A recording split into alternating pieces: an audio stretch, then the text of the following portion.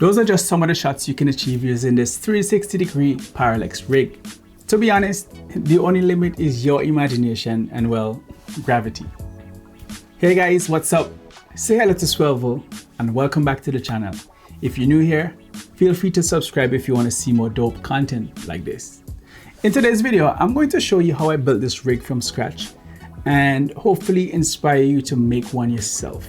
Now, there is no blueprint for this anywhere on the internet, but I've seen a few examples of this rig and I use those as a guide into designing my own one. A lot of this was built on blind faith. To be honest, I bought some parts and hoped that they would work just like I imagined they would in my head. One of the biggest considerations was being able to store and transport this thing if I needed to do so. So it had to be a modular construction so I can take it apart and put it back together as easy as that. Now, once it's all put together, there are four main parts. We've got the base, the column, the top, and the camera support tubes.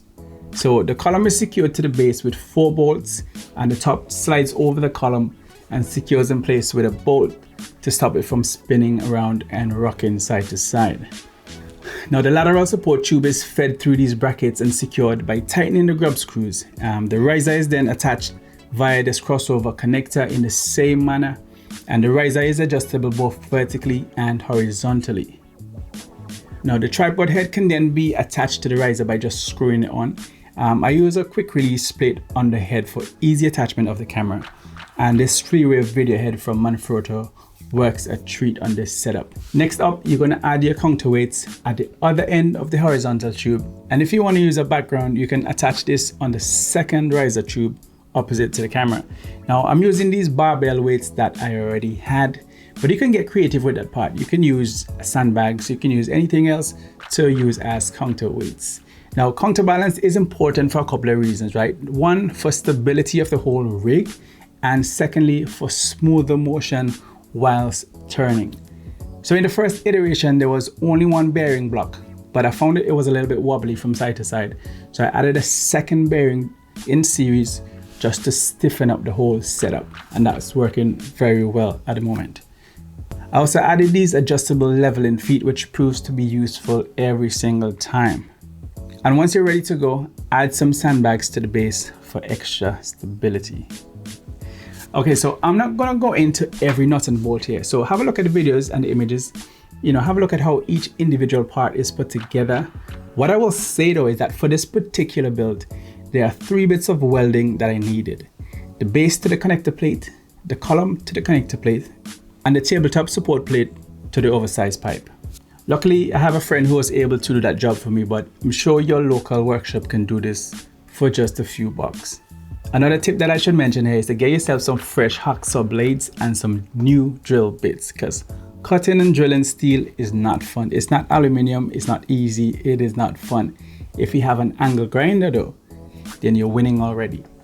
Now, I've put together a comprehensive part list including costs as well as the dimensions, and you can find these in the description below. Right, let's take you through a couple of examples of what we can create with this rig. Now, the first one is sort of a basic 360 rotate around the subject. As you already know though, parallax shots works best with a wider lens as well as foreground and background interest. Now, in the shot, the shallow depth of field is deliberate to enhance this effect even further. Now, if you want to add a static background, you can just attach this opposite to the camera and off you go. Now, depending on how wide your focal length is, you may need a wider background to accommodate the field of view. And as you can see, there's an issue with this probe lens because the background isn't wide enough to accommodate. You can also adjust the riser to position the camera at a higher angle if you wanted to do that as well. Now, if you want to turn things up a notch, you can attach a slider and use a probe lens for a very unique move like this one. As I mentioned before, guys, your limit is your imagination, and I'm sure you guys can come up with some sweet recommendations on other moves that I can use this rig for. Now, this brings me nicely onto the bonus segment, and I haven't seen this anywhere before, and if you have, well, that just proves a parallel universe exists, right? So I decided to modify the rig and add a pneumatic cylinder to the mix so I can launch stuff whilst the rig is rotating.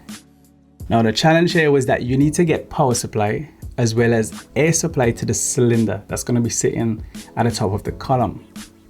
So these had to be routed up through the middle by drilling the column and feeding these out through to the core. These are just tucked away here when they're not in use. And there's 2 holes pre-drilled at the top of the column to mount a pre-built manifold. And it literally takes a couple of minutes to attach. But don't worry, I have a video on basic pneumatics coming in the near future, so make sure you stay tuned for that.